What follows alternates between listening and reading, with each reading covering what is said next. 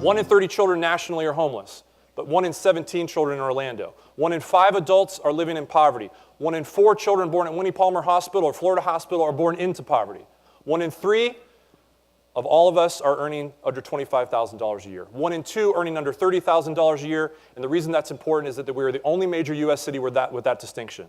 54% of our community earns under $30,000 a year. And if that's not meaningful to you, it should be.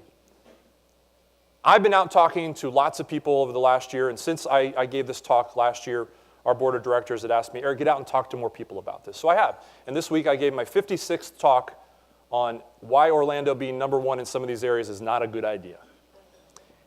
And the more I talk about it, the more I learn about the people in this community and their response. And I get a lot of responses back. A lot of people say, well, Eric, it's a tourism community. This is just to be expected. What do you expect in a tourism environment? Or, Eric, people just need to pull themselves up by their bootstraps. They need to find a way on their own, or if they can't find it, they need to move out. I hear that a lot. Or people always seem to have an opinion on the minimum wage. Everybody's got an opinion on it. But it's so interesting because the opinions I get outside the building are in such stark contrast to what I hear inside the building. The love and support and commitment from our volunteers, from our donors, and from the clients themselves who are so supportive of one another.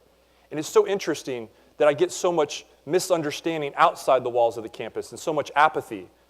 It's really been very confusing, and I've gotten frustrated over the last year because that apathy has sort of gotten to me. And it really boiled over about a month and a half ago when I was helping a young woman and her daughter load groceries in the back of her car.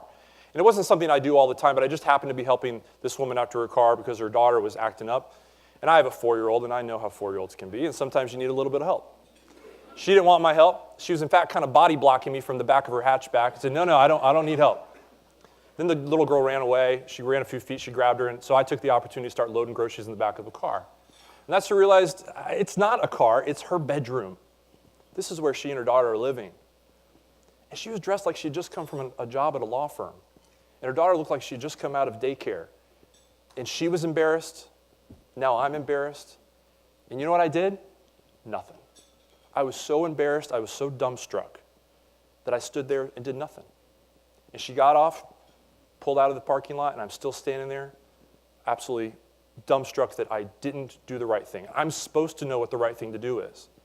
But even I was thrown by this appearance issue. People don't look the part every single time. There's a lot of people in this community that are covering.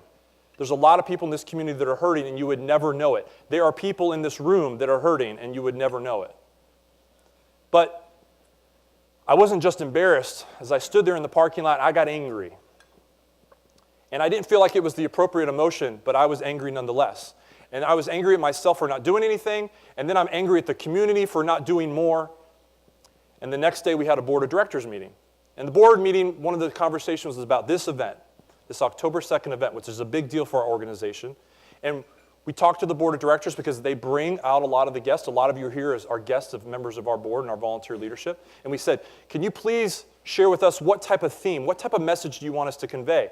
And they said things like empowerment and hope and dignity, inspiration. Let's talk about emotion. Let's talk about how we can really tap into people's emotions because this stuff is important. And I'm sitting there listening to it, and I agree with all of it, but I'm not feeling hope or dignity. I'm not feeling empowerment. I'm not even feeling sad. I'm just feeling angry. And I share this with everybody, and I got a little loud in the board meeting. It wasn't too bad, but I don't usually raise my voice in board meetings. And they were very polite. And they said, Eric, that's what you need to say. That's what you need to go and tell everybody. And not just at the October 2nd event, but as often as you can. So I've been out talking to anybody that'll listen. Rotary clubs, Kiwanis clubs, high school assemblies, hospital board meetings. And any newspaper reporter and any television reporter that'll take the time to listen, I'm out there talking to them. And we're being a little bit more aggressive and a little bit more direct in our approach. And so when people talk about tourism, I say, absolutely, you're right. This is a tourism community. But so is Atlantic City, Honolulu, and Las Vegas, and New Orleans, and they don't have the low wages that we do, and they certainly don't have the childhood homeless population that we do. And I agree that the minimum wage is an important issue, and it should be talked about. But I don't want to talk about it anymore, because a lot of people are for it, and a lot of people are against it, and it's all we ever talk about, and it's the only solution that ever gets discussed. And it sucks out all the oxygen of any other conversation, And we need 99 other solutions to get us out of 99th place in wages in this country. That's the only way it's ever going to happen, is if we start talking. And I agree with the concept that people need to pull themselves up by their bootstraps, but it's really impossible to do that when you have no boots to begin with. And we need to find a way to come up with solutions in this community that are going to work. And the only way we do that is by talking about it and talking about it and talking about it. And so Scott's right. The numbers are important. And I could talk to you about the median wage and the rate of homelessness and the rate of poverty in this community, but he's right. The most important is the number one. That one senior citizen who last spring, when we opened the doors 3 minutes late, started crying in the parking lot because she thought we were closing the doors forever and she had no idea on a fixed income how she was ever going to eat again. You remember that? That one veteran who we were able to help get a job. That one mother of 6 who I talked about for those of you here last year, who's now in a home, but she failed to tell us that there was no furniture in the home, so when Kirk and I found out that they were sleeping on a hardwood floor with one sleeping bag underneath all 7 of them, we went and loaded in some mattresses and some bed frames and a refrigerator, and we were able to help her out. That one person is so critically important to us. And it's not just the clients, it's that one volunteer who has a black eye when she comes to the office a little too often, and we're able to build a relationship with her so that we can get her into some counseling and visit with Dolores at Harbor House and say, here are your options. You're not alone. We want to help that one family who's able to bring their children out to volunteer for the very first time and maybe expose them to a lifetime of public service.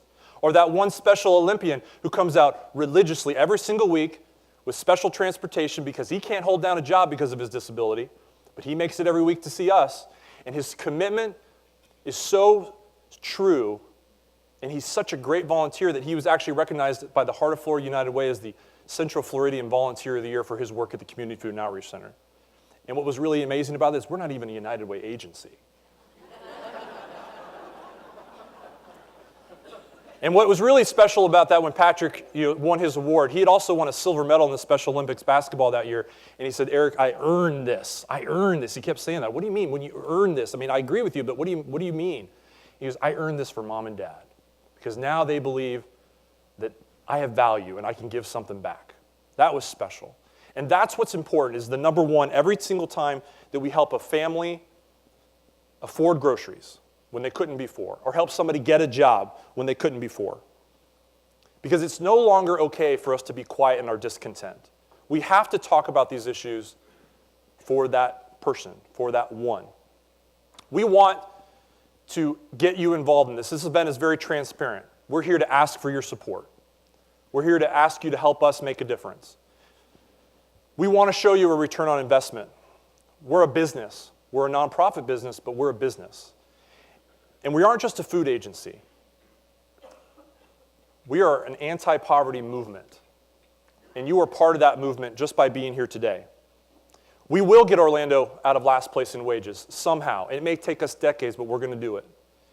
We may have some struggles along the way, but we are going to lower the poverty rate. We will find a way to do it. And through our programs and services that we offer, and the amazing case managers and the amazing volunteers that work with us, we are going to lower the poverty rate, even if it has to be one person at a time. Because that's what we're doing. We're getting people out of poverty one person at a time. So you don't have to be a staff member or a lifelong public servant to make a difference. You can join with us, set your minds to making a difference, set your minds to join another group of volunteers to make a difference, because that's the only thing that ever has. And it's the only thing that ever will. We need you to inspire us so that we can empower others. We're doing pretty well. We've had a very good year. But with this influx of people has come a strain on our facilities, on our volunteers, and particularly on our staff. So we need your assistance. We need you to give. We need you to support us. We need you to join us. We need you to unite with us in the fight against poverty. We need you to unite together in the fight against poverty. Please unite against poverty. Thank you.